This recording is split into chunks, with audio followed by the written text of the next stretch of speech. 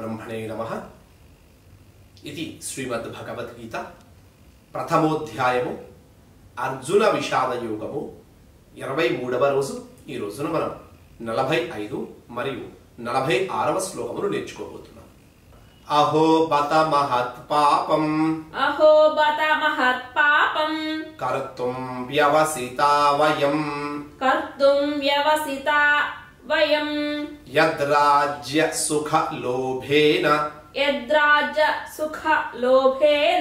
హంతుం స్వజనముద్యతాః. ఈ శ్లోకం యొక్క అర్థం ఏమిటి అంటే, ఆహా ఎంత ఆశ్చర్యము! రాజ్య సుఖము అందరి యొక్క ఆశ వలన మనము మన బంధువులను కూడా చంపటానికి తయారయ్యాము కదా. ఎంత పాపములు చేయడానికి మనం అందరం కూడా ముందుకొచ్చాము, ఎంత పాపం చేయబోతున్నాము అయ్యో అని అర్జునుడు శ్రీకృష్ణుడితో బాధపడ్డాడట. ఇది ఈ శ్లోకం యొక్క అర్థం. యది మాం అప్రతీకారం అశస్త్రం శస్త్రపాణయః ధార్తరాష్ట్రాః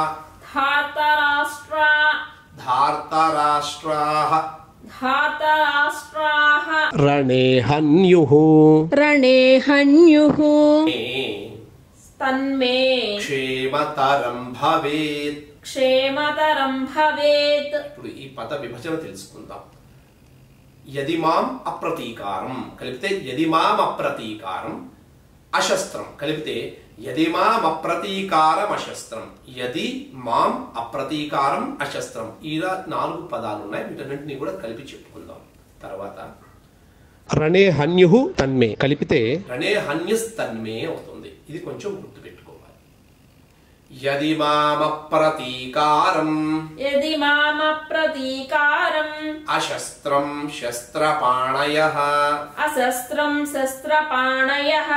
ధార్తరాష్ట్రారణే హన్యుం తన్మే క్షేమతరం భవేత్.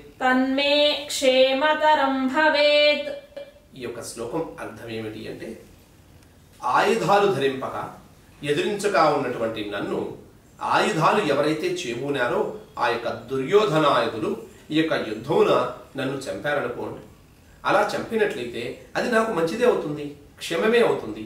ఎందుకంటే ఇందాక చెప్పాడు కదా ఇంతకుముందు శ్లోకాలలో అర్జునుడు, నేను శస్త్రాలు చేపట్టలేను, నేను వారిని చంపలేను అని చెప్పి. అటువంటి చంపకుండా నేను అయాధురుడని అంటే ఆయుధాలు లేకుండా ఉన్నట్లయితే, నన్ను ఒకవేళ అటువంటి సందర్భములో దుర్యోధనులు కనుక నన్ను చంపినట్లయితే అందువల్ల నాకు ఎటువంటి పాపము రాదు, అందుకు మూలంగా నాకు మంచిదే అవుతుంది, నాకు పుణ్యమే వస్తుంది. ఎందుకంటే నేను ఆయుధాలు చేపట్టి వాళ్ళని చంపినట్లయితే కులనాశనం చేసిన వాడు అవుతాను, కులనాశనం చేసినట్లయితే వర్ణసంకరం అవుతుంది, వర్ణసంకరం అయితే వంశాదులన్నీ కూడా మనకి పిండ ప్రదానాలు చేసేటువంటి వారు ఉండరు, దాని వలన మనకి పితృదేవతల శాపం కలుగుతుంది, అలాగే బంధువులను చంపినటువంటి పాపం తగ్గుతుంది. ఇటువంటివన్నీ ఉంటాయి.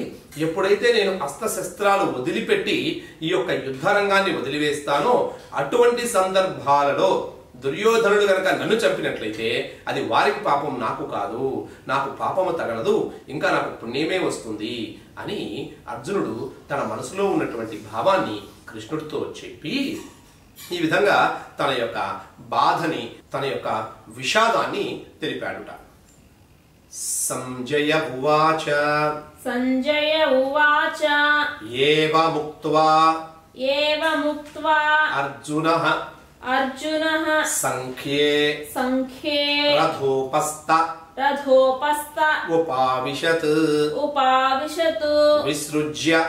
విసృజ్య సశరం చాపం శోక సంవిఘ్న మానసః. మళ్ళీ ఇంకొకసారి చెప్పుకుందాం.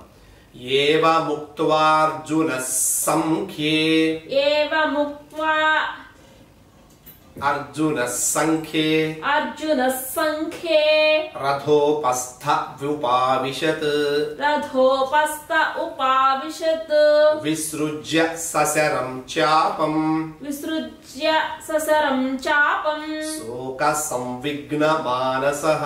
శోక సంవిఘ్న మానసః. ఈ యొక్క శ్లోకం అర్థం ఏమిటి అంటే, ఎప్పుడైతే కృష్ణుడు అర్జునుడు మధ్యలో కొంచెం సంభాషణ జరిగిందో చిట్ట చివరగా అర్జునుడు కృష్ణుడితోటి ఈ విధంగా చెప్పాడని మనం తెలుసుకున్నాం. ఆయన బాధాతప్త హృదయుడై ఆయన యొక్క విషాదాన్ని తెలియజేశాడు అని. దాని తరువాత ఏం జరిగిందో సంజయుడు ధృతరాష్ట్రుడితో చెబుతున్నట్ట. ఏం జరిగింది అంటే, ఈ విధంగా అర్జునుడి చేతి చెప్పబడిన తరువాత ఆ యొక్క అర్జునుడు ఆ యొక్క రథం మీద కూలబడ్డాడుట.